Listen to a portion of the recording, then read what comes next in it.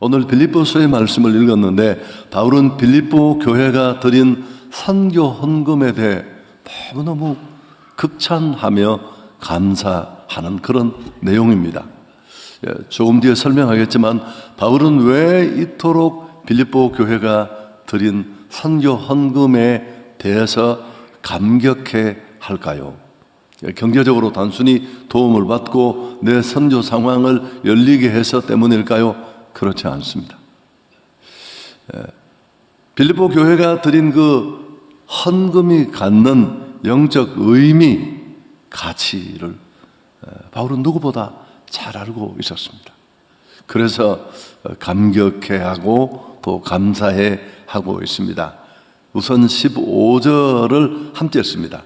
빌립보 사람들아, 너희도 알거니와 복음의 시초에 내가 마케도냐를 떠날 때 주고받는 내 일에 참여한 교회가 너희 외에 아무도 없었느니라. 마케도냐를 떠나 선교를 시작할 때 바울의 선교 사역에 동참한 유일한 교회가 빌립보 교회였습니다. 여러분, 빌립보는 마케도냐 지방의 작은 도시였습니다.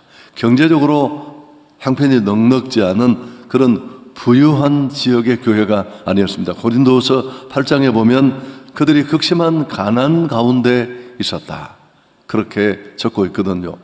그런데도 그들은 바울의 선교 사역을 위해 헌신했습니다. 뒤에 데살로니가 사역에도 역시 동참을 했고요.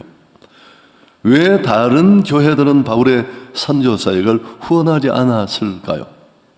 예를 들면 고린도는 상업의 요충지, 무역의 중심지지 않습니까? 빌립보보다는 훨씬 부유했습니다. 그렇지만 바울은 그들로부터 어떤 물질적 후원도 받지 않았습니다. 에베소 교회도 역시 마찬가지입니다. 단순히 경제력의 문제가 아니라는 뜻입니다. 영적 성숙도, 또 한 걸음 더 나가서 복음에 대한 이해와 관계가 있습니다. 빌립보 교회는 선교를 어떻게 생각했느냐 하면 단지 선교사로 보내받은 바울 개인의 일로 여기지 않았습니다. 너무 당연하지만 교회 공동체가 함께 감당해야 할 일이고 사명이라고 그렇게 여겼습니다. 바울을 통해 복음이 전파되는 그 현장에 바울은 선교사로 가 있지만 자신들도 그곳에 함께 있다는 의식을 가지고 있었습니다. 그래서 바울은 단순히 그들이 돈을 보내주고 선교 후원을 한 것에 대해서 기억하고 있는 게 아닙니다. 바울이 이 문맥에서 강조하는 건 참여입니다. 참여, 동참입니다. 함께 해야 될 일의 성격을 알고 그들이 그 일에 함께 동참해서 파트너십을 갖게 된 일에 너무 감격해하는 겁니다. 참여한 교회가 너희밖에 없다. 이 참여라는 말이 코이노니아와 연결이 됩니다.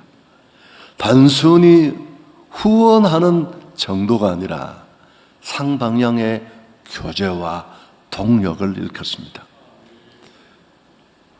여러분, 선교의 또 드림의 헌신은 후원이 아니라 동력입니다.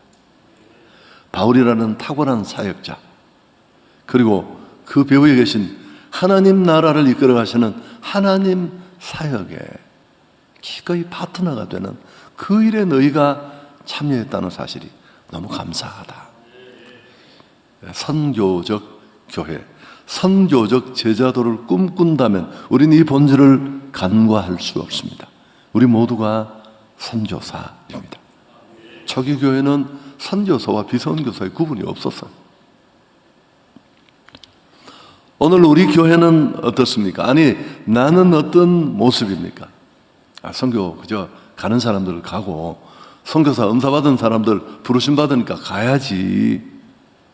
그렇지 않습니다. 여러분, 선교를 선교사만의 일로 여긴다면 이미 나는 좀 균형을 잃은 것입니다. 선교 헌금을 드릴 때도 마찬가지입니다. 의무감으로 그래도 좀 해야지 내가 이 정도는 참여해야지 그런 경우가 많습니다만은 빌립보 교회처럼 복음 전파자로 함께 동참한다는 동력자 의식이 필요합니다. 직접 내가 선교지에 가지 못한다 할지라도 나의 헌금, 나의 기도를 통해 복음이 되는 전파되는 그 현장에 나도 파트너십을 맺고 동업이라는 표현도 좀 예전 표현이지만 뉘앙스가 좀 다르지만 저는 괜찮다 그렇게 생각합니다.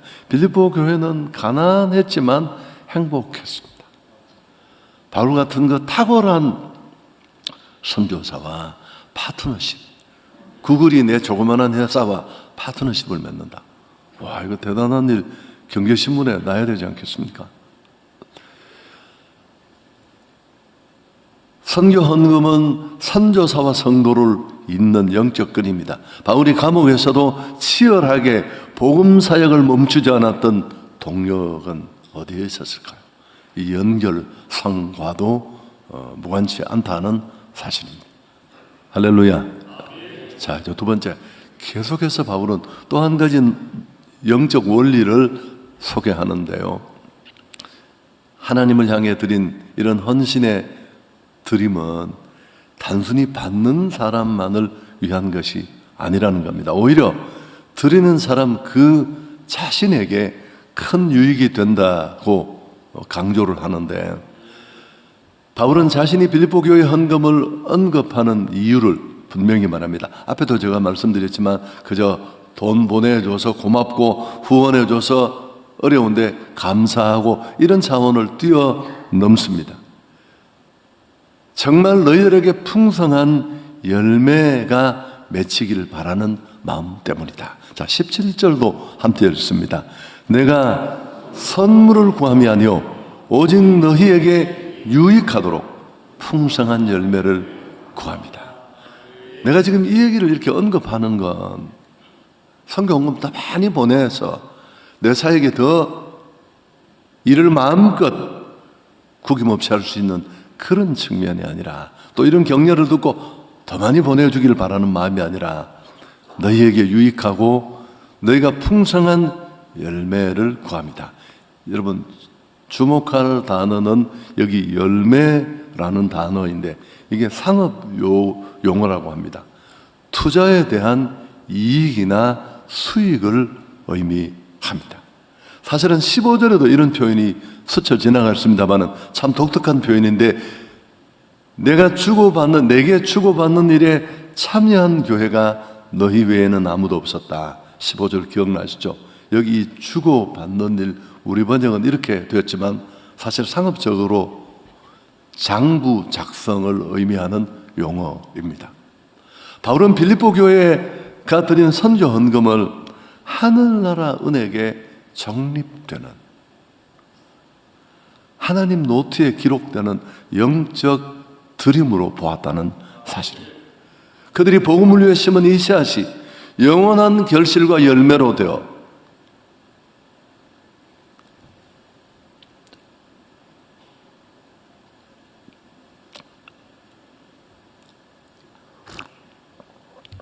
돌아올 것을 확신한 것입니다.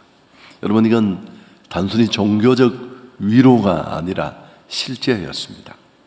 여기서 우리는 좀 그게 선교든 장학헌금이든 구제든 어떤 것이든 좀 우리 고정관념을 바꿀 필요가 있는데, 드리는 헌신이나 헌금을 나가는 돈으로 생각합니다. 우리 모두는 잃어버리는 돈으로 치부한다는 겁니다. 오늘 사도 바울의 통찰은 다릅니다. 우리가 드리는 헌신의 물질을 우리가 하나님 앞에 드릴 때 내 계좌에서는 그 금액만큼 줄어들고 사라집니다. 지상의 장부에서는 잔고가 줄겠죠. 그러나 하늘의 장부에는 다르다는 겁니다. 수익이 발생한다. 직역하면 그런 의미입니다. 오늘 2026년 우리가 매년 이맘때에 오던 선교 장학, 딱 두 가지는 이 월정헌금을 작정하는 그런 시간인데요. 내 생활이 더 어렵겠구나, 내 자산을 또 잃어버리고 축내는 일이구나, 그렇게 생각하지 않았으면 좋겠습니다. 내 영적 하늘 계좌에 영혼의 석지 않을 가치로 정립된다, 그렇게 바울은 표현하고 있습니다. 내 소득의 지출이 아니라 하늘 창고에 쌓아두는 저축, 또 다음 세대라는 미래 자산에 대한 투자, 그런 개념으로 이해해야 합니다. 저희 아들이 저희 집에 이사를 딱 들어오면서 갑자기 자기가 좀, 내가 이런 이야기를 해도 되나요? 세탁기를 자기가 사고 싶다는 것을, 내가 세탁기 있는 거 가져오면 된다니까. 그 말이 참, 아버님 그렇지 않습니다. 제가 좀 지분을 참여해도 되겠습니까? 그래서 내가 무슨 소리야? 그렇게 두 개 달렸는 거를 뭐 400만 원 주고 사서 들렀는데 기분이 별로 안 좋았습니다. 왜냐하면 제가 지분을 좀 참여도 했으니까. 왜 웃지 않았습니까?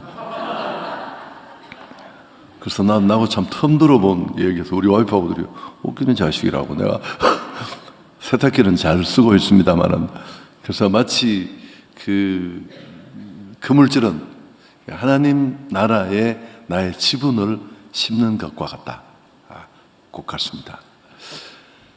우리가 심는 그 물질은 선두여져서 영혼을 구원하는 에너지가 되었습니다. 한국교회가 처음 복음을 받을 때 병원 세우고 학교 짓고, 저도 미션스쿨 중학교 나오는 게 그 선교사가 세운 건물이었습니다. 다 선교관이고. 그러면 누군가가 헌금을 해서 이 땅에 복음이 들어왔고, 또 그렇게 우리가 먹고 배우고 또 지금 나누어주는 국가가 되는 겁니다.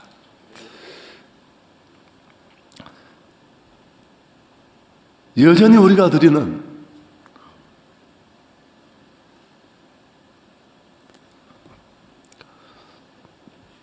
선교지에서 영혼을 구원하는 에너지가 됩니다.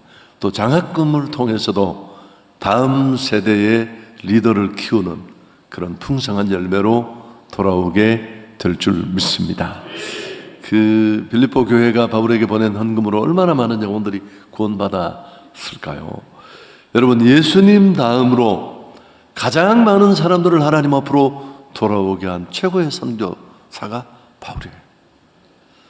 또 그 헌금으로 생활하면서 저는 복음으로 인해 수많은 교회가 세워졌을 겁니다. 저희 교회 장학 헌금도 사실 그것도 매년 한 얘기인데, 서울시장을 하다가 돌아가신 고 박원순 전 서울시장이 변호사 시절에 그 쓴책을 읽고 제가 감동을 받았습니다. 처음 목회를 시작할 때부터 제가 섬기는 교회는 해왔습니다.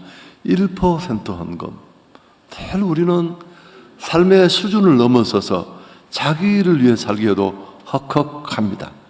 여유가 없어요. 다 마음의 여유, 실제적 여유가 부족합니다. 그러다 지나보면 정말 나를 위해서밖에 살지 못하는데 강제적으로 1% 헌금을 해서 구제하자. 그래서 그 1%라는 데이터가 구체적이기도 하지만 가슴에 와닿아서 이제 그때부터 1% 헌금을 쭉 했습니다.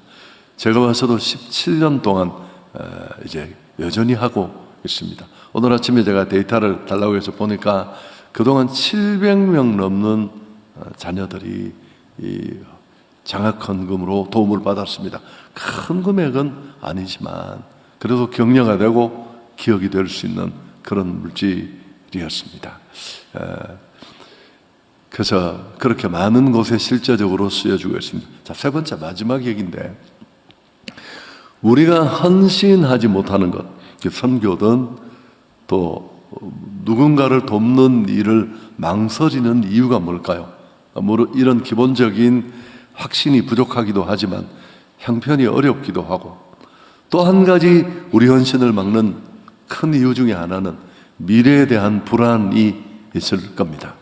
내 삶이 지금도 넉넉지 않고 내 팍팍한 봉급에 뗄 것 떼고 아이들 교육시키고 생활하고 이걸 드리고 나면 내 삶은, 내 생활은 괜찮을까? 사실 솔직하게 이런 마음이 우리들 안에 있을 수 있습니다. 어쩌면 바울은 이런 우리의 실제적인 상황을 알고나 있듯이 단호하게 선포합니다. 여러분, 오늘 이 19절이 이 상황에서 온 구절이에요. 우리가 이 구절을 외우고 있는 분이 많은데, 이런 상황, 이 문맥에 이 19절이 나왔다는 사실 함께 읽습니다. 너희 하나님이 그리스도 예수 안에서 영광 가운데 그 풍성한 대로 너희 모든 쓸 것을 채우시리라. 너희 하나님이 그리스도 예수 안에서 영광 가운데 그 풍성한 대로 너희 모든 쓸 것을 채우시리라. 헌신에 동참하는 자들에게 주시는 하나님의 보증 수표와 같은 말씀입니다. 하나님의 나라와 그 의를 위해 먼저 내가 통로로 쓰일 때, 먼저 내가 통로로 헌신할 때, 하나님은 당신의 영광의 풍성함이라는 그 무한한 저수지 문을 열고 그 물꼬를 틀어서 나의 필요를 채워주신다라는 뜻입니다. 너희 모든 쓸 것을 채우시리라. 여러분, 여기 중요한 원리는 비워야 채워지는 신비입니다. 이게 하나님의 저수지를 여는 키예요. 비워야 채울 수 있다는 겁니다. 하나님의 풍성함은 고여있고 붙잡고 있는 것이 아닙니다. 상황 형편을 생각하면서 손을 펴지 못하는 것이 아니라 흐르는 통로에 임합니다.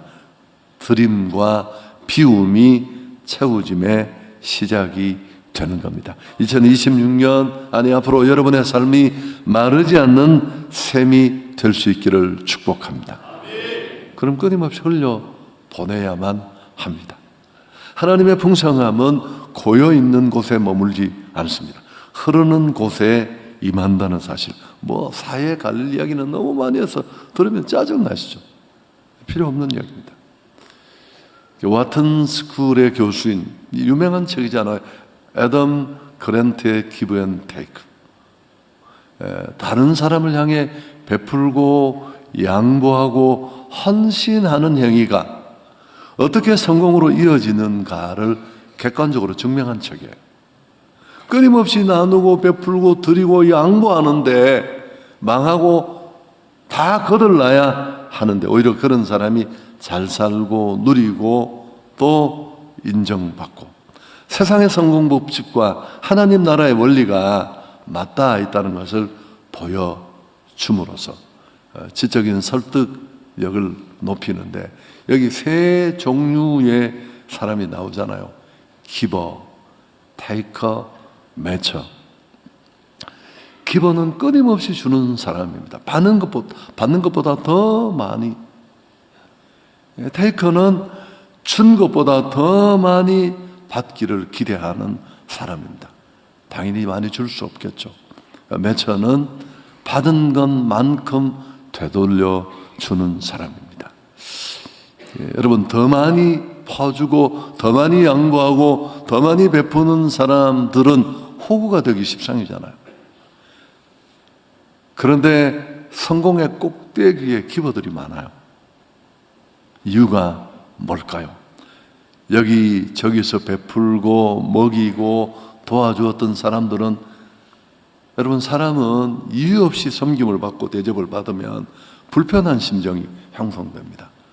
그 불편한 심리로부터 벗어나고 싶은 심리가 또 작동을 하고요.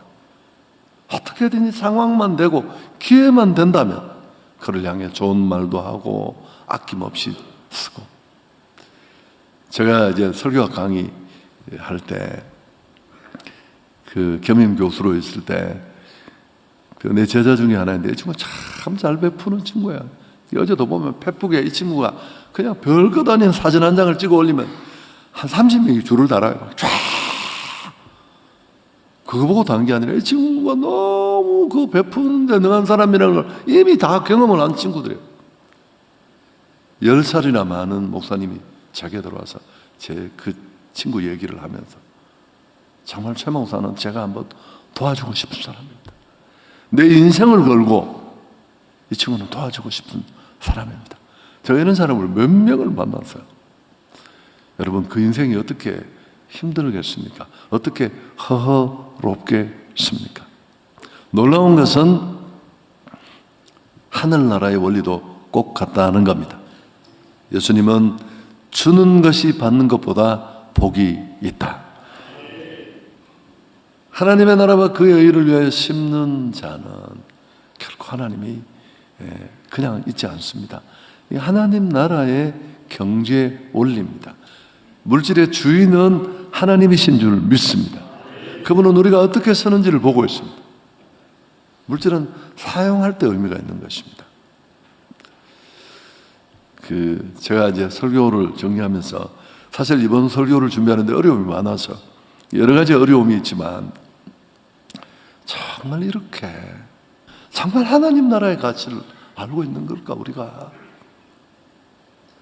우리는 천국을 말하고 하나님 나라의 가치를 말하는데 정말 우리는 빌립보 교회만큼이라도 진짜 가치를 인식하고 진짜 그렇게 드리고 있는지, 이런 실제적인 모델을 찾지 못했다는 사실이 제 설교의 가장 큰 절망이었습니다. 사례가 필요한데, 사례가. 설교 정리하겠습니다. 2026년 선교 장학 월정 작정은 의무가 아닙니다. 바울과 같은 위대한 개척자와 영광의 파트너십을 맺고 있다는 자부심을 우리에게 줍니다. 기부자가 아니라 복음의 동력자로 우리는 새롭게 세워질 줄 믿습니다. 우리 선교 헌금에 약 1000여명 가까운 분이 동참을 하고 있습니다. 또 많은 선교사들을 돕고 있고, 우리 행축으로 한국교회를 섬기는 일에 자산도 역시 그 비용도 여기서 나오고요. 그래서 여러분, 작은 금액일지 모르지만 정말 많은 곳에 교회가 힘을 얻고 또 하나님의 나라가 세워지는 그런 역사가 일어날 줄 믿습니다. 우리 성도들 가운데 형편이 어렵다. 다 어렵습니다. 너무너무 잘 알고 있고요. 지금 우리 시대는 정말 고금리에 또 고환율에 경제가 다 왜곡되어 어느 하나 제자리를 찾지 못하는 그런 어려운 자리에 있습니다. 빌립보 교회도 역시 접근이 좋은 고린도 교회, 에베소 교회는 전혀 참여도 하지 않았어. 기근에 너무 빈궁한 그들이 참여했습니다. 언제나 형편이 아니라 믿음으로 이루어진다는 것을 우리는 알 수 있습니다. 헌신은 형편이 좋을 때 하는 게 아니에요. 저는 지금까지 목회하는 동안에 저 사람 정말 한번 큰일 할 것이라고, 큰일 하는 거 한 번도 못 봤어요. 큰일 내는 건 봐서 정말 너무너무 직업도 그렇고 그 생활이 어려운데 헌신한, 그래서 제가 목회하는 동안은 제가 우리 당에서 얘기 자주 했어요. 하나님 앞에 서면 어떨지 난 그건 모르겠다. 그러나 적어도 우리 교회는 저런 헌신자들을 기억해 주자. 저 어려움 속에 필요한 헌신을 꼭꼭 하는 그분들을 우리 교회는 기억했으면 좋겠다. 그런 얘기를 많이 드렸던 기억이 있습니다. 여러분, 빌립보 교회는 부유해서가 아니라 복음의 가치를 알았기에 극한의 가난 속에서도 넘치게 드릴 수 있었습니다. 할렐루야. 이게 진짜 가치 투자예요. 오렌 비핏이 말한 가치 투자를 뛰어넘어 땅 아래 영원한 가치가 있는 건 없습니다. 사실 성도의 삶이라는 게 여러분 교회 다니는 게 아니거든요.